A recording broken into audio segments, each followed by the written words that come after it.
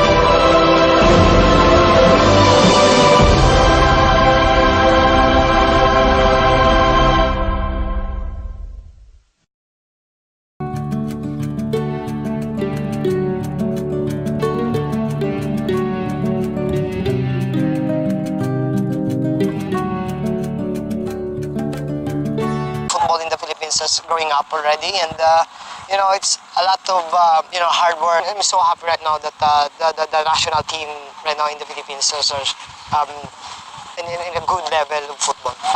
You could do that, and you can show whatever you have in you have talents in football. So I'm always encourage them to play.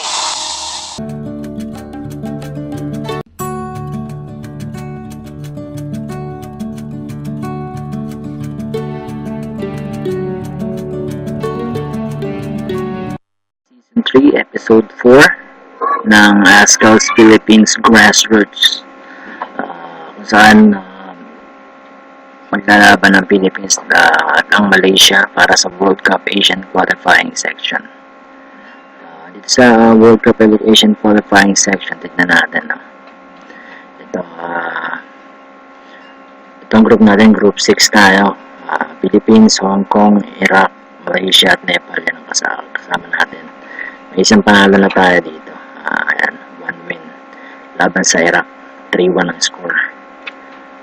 So, the Philippines closing on new record-winning run. 9 matches on the spin, keeping up their tremendous form. You'll see them break this previous world record for consecutive victories. The existing record is also 9, meaning just one more game will get them the record. So, pre-match press conference sa Philippines Universal Coliseum, Goal.com, Elias Dumont. Preparation is everything in football these days, and you may feel you know what to expect from Malaysia. Can you see them employing any tactical surprises? I feel suitably prepared. Nancy Montoya, ESPN.com, ESPNFC.com. Having won your opening match, does this represent a fantastic opportunity to seize control of the group? We'd be in fantastic position if we came out of the first two matches with maximum points, and that's exactly what we're aiming to do. Tungkol sa amin, Filipino Football Chronicle, you have announced a squad with an average age of just 23, and some pundits and fans worry that such a young national team can never hope to succeed. What do you make of those criticisms? I admit it's going to be an incredible challenge for them. I see their youth as an asset. There is no reason why they can't win things. Bongkor Same, your decision to call up Ariel Aviles has been greeted with some skepticism, especially when considering that Ando isn't part of the squad. What was the thinking behind this particular decision?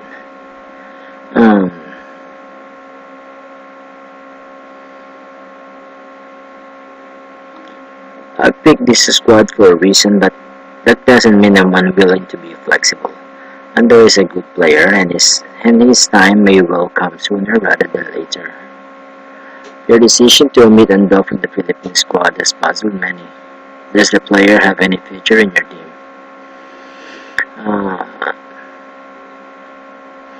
If Ando impresses me, then there's a place in the squad for him. Okay, ito na, Philippines versus Malaysia. First na, white ang Philippines dito, team selection tayo. Okay. Oops, kulang tayo ng isang player pala dyan. Okay. Si Swoops lalagay natin. Ano nangyari?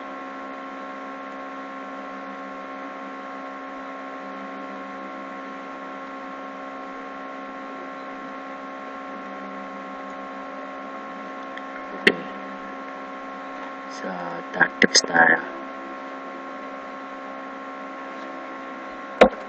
Okay, so submit natin yung team natin.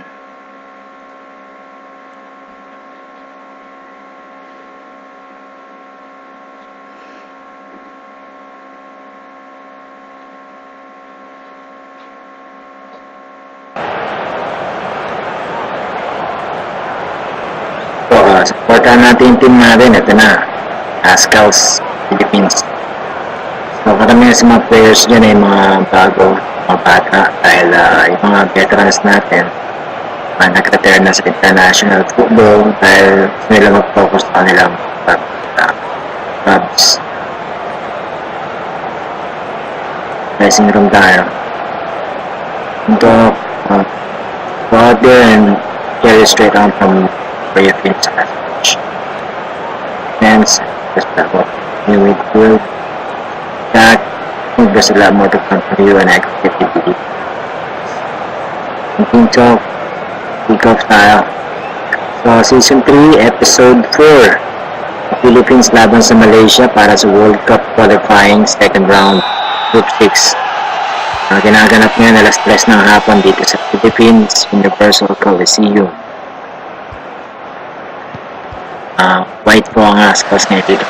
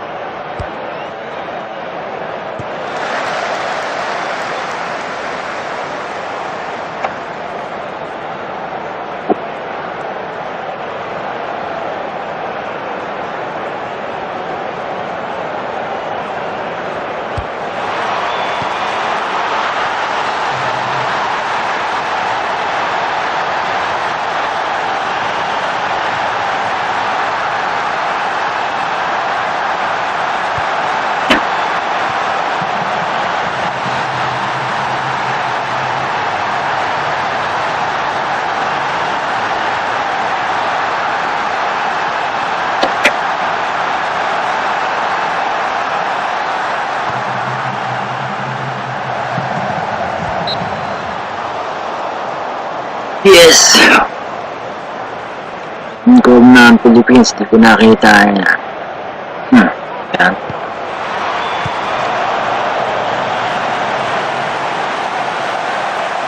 Grabe pati niya pala naka-goal. Busy kasi eh.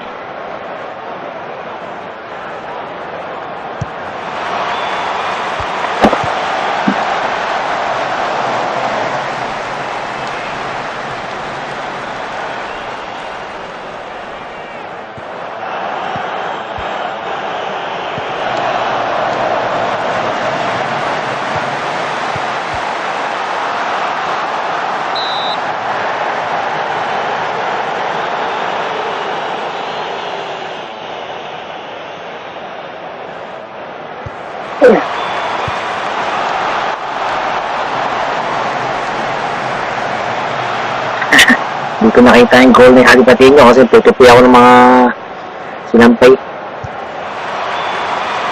Greenwich! Ayan.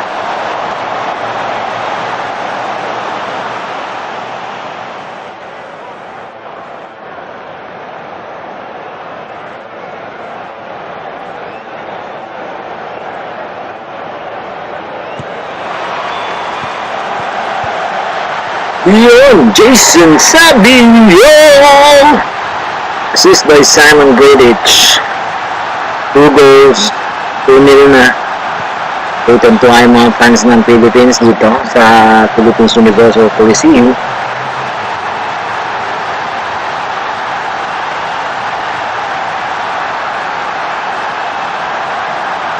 Roy,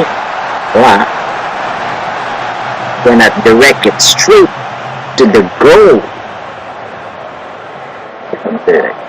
The goal.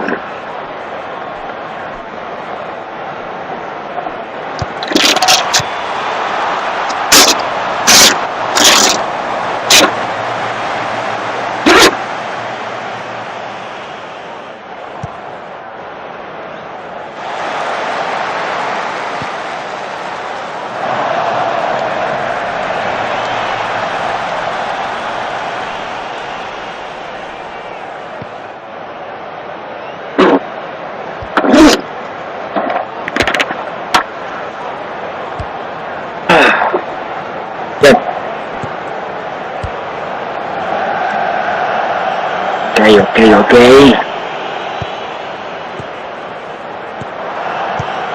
Gabriel to Stephen Schwab. Isdo. Gabriel to Roy. Nice passing. Yun, cross pass. Mistake ng Malaysia. Mahimin 1 demi. Yan, own goal nila to. At then, what?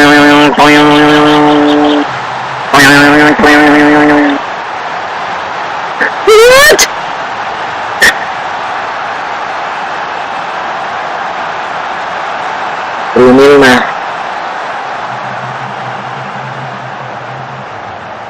So, ano po, supportan natin palagi yung team ng Pilipinas. Azkals, sa totoong buhay. Tsaka lahat ng sports natin, Pilipino.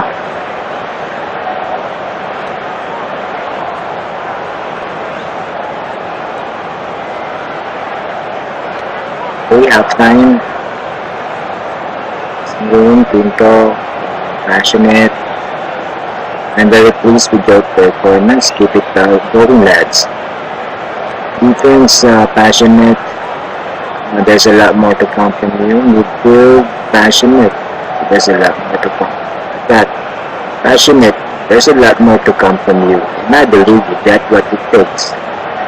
So, end Pinto tayo. Start second half. Sana ma-realize natin ang vision ko po na ito. Sana magkaroon tayo ng 100 clubs, football clubs sa Pilipinas, tapos maihati natin yan sa 20 clubs per division, no? Division 1 hanggang Division 5. Tapos yan, kasi ganyan po yung format na ginawa ko dito sa game na to. So sana po mangyari yan sa hinaharap para sa Philippine football. So wow! What? Step and drop! Assist by Jose Tuta. Tignan natin, parang natin ulit. Swoops. Cross pass. Tuta, cross pass to Struck with a fine header from an awkward angle. Head goal for Philippines. Yan, ni-struck yan. So, yan po inulit ko. Yung ganun po yung vision ko po sana po na-antay ko mangyari yan para sa Philippine football. Yan nga, na magkaroon ng 100 na clubs, na football clubs sa Pilipinas. Magkaroon ng mahati siya sa 20 clubs, football club sa 5 division, no? Division 1 hanggang Division 5 kasi masaya itong football. Sana po mag-enjoy lahat ng kabataan natin dito sa football sa hinaharap. Kaya sa simpleng pamamaraan ko na ganito, baka makatulong kahit ko konti para maingganyo ang mga kabataan na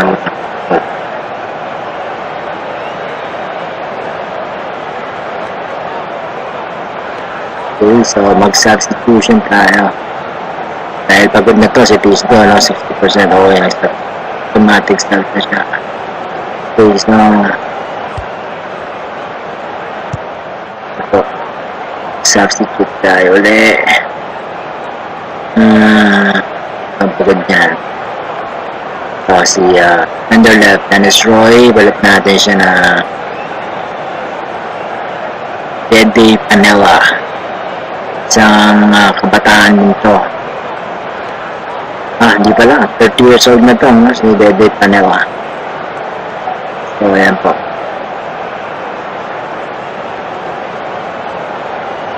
Pero, first time mo lang.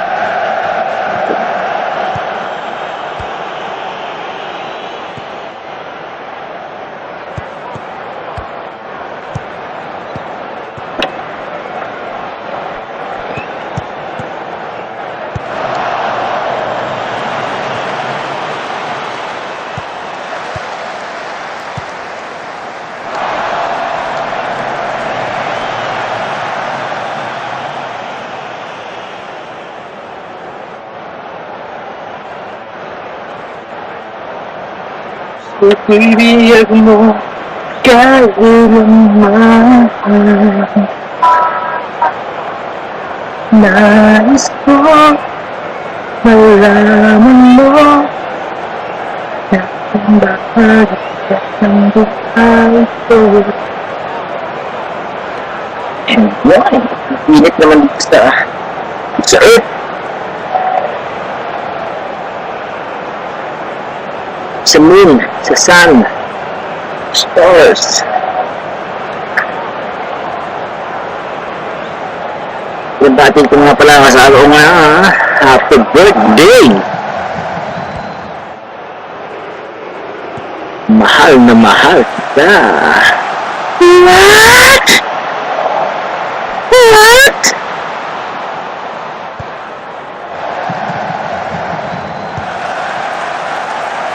Okay, lumalaban pa ang Malaysia. Tagal kong ito ng referee, lagpas na to sa oras. Okay, yan na. It's all over. Panalo ang Philippines 4-0 dito laban sa Malaysia. So, 2-0 na tayo sa group natin. Passionate, I'm very pleased with the result and your performance. And team talk, league match.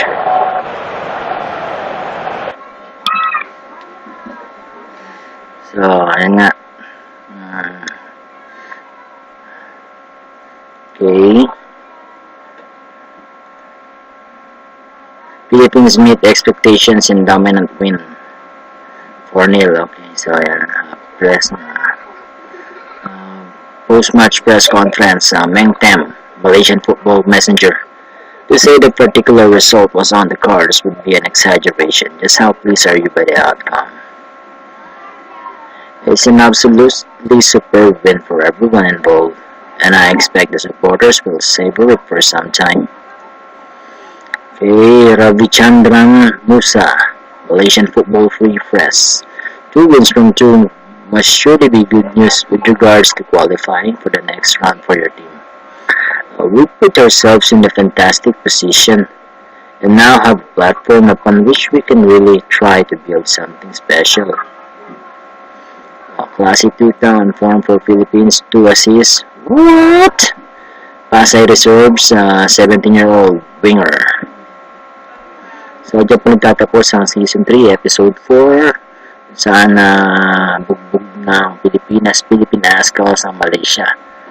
Next game ng natin ay para sa World Cup Asian Qualifying Section pa rin, second round, Group 6. Kakalaban naman natin ay sa Hong Kong.